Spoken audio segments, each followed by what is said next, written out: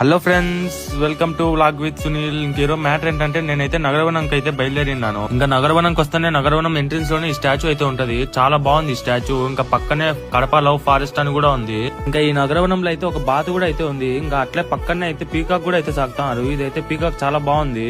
నేనైతే టవర్ కోసం అయితే వెతుకుతున్నాను. నగరవనంలో టవర్ ఉందంటే ఇంకా ఆ టవర్ అయితే ఎక్కడైతే కనిపించలేదు, చాలా దూరం అయితే ఉందంట. ఇంకా నేను టవర్ కోసం అయితే వెతుకుతుంటే ఇంకా ఇక్కడైతే పిచ్చుక కూడా అయితే కనిపించింది. చెట్టు పైన అయితే ఉంది, చాలా బాగుంది. ఇంకా పక్కనే ఏదో బాక్సింగ్ అయితే ఉంటే ఇంకా అక్కడికైతే వెళ్ళి ఆడుకుంటాను నేనైతే. ఇంకా పక్కన అయితే ట్రైన్ కూడా ఉంది. చాలా కొత్త కొత్త ఐటమ్స్ అయితే పెట్టినారు వీళ్ళు.